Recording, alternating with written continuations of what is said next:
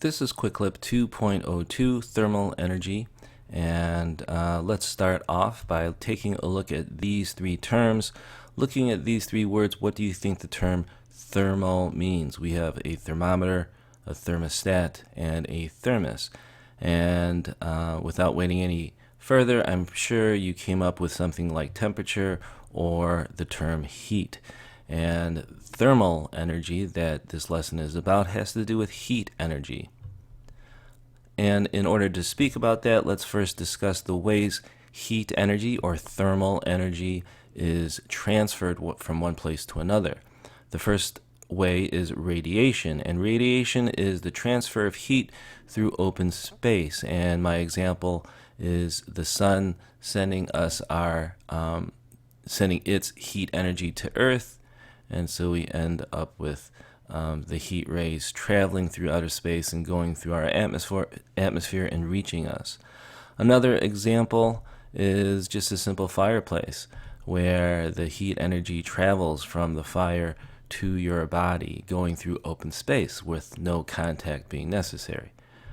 Another one is convection, and convection is the transfer of heat through fluids. And when I say the word fluids, I mean both liquids and gases. So in this case, we have a pot of boiling water. And if you've ever watched a pot boil, you'll see that the water from the bottom will rise up to the top, and then the water from the top will sink down to the bottom, because warm water will rise and cold water will sink, or cooler water will sink.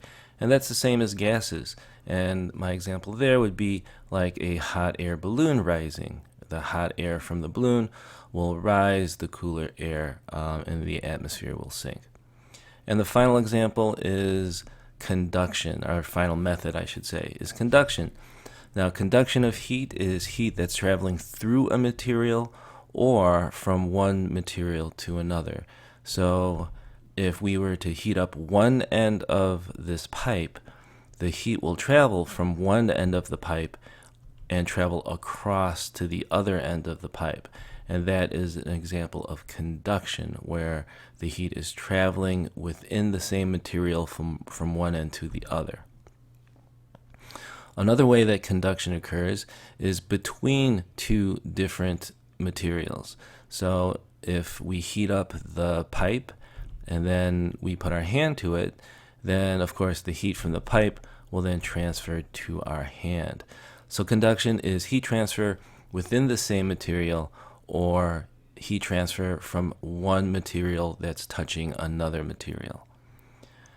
And so an important idea for this first lesson on thermal energy is to understand that thermal energy and kinetic energy are very much intertwined. So as an example of that, when we heat the water particles are going to move. When we provide more energy to those water particles, those particles are going to move, right? And then those water particles are going to make the particles in the thermometer move. So one kinetic energy is going to transfer to the next substance and provide kinetic energy to the next substance. And then that chemical will then expand and move up the thermometer. And so the takeaway here is that thermal energy is very closely associated to kinetic energy, where molecules and atoms are moving because of heat. And then finally, we'll leave off with a quick question. Which direction does the energy travel?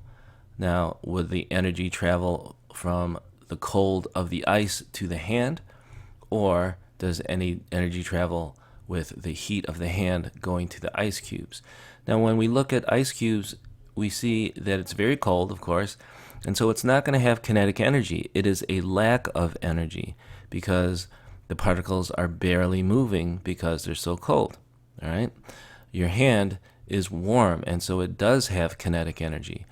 So hopefully you came up with a conclusion that heat, or the direction of energy, is going to be traveling from the heat of the hand going to the ice cubes.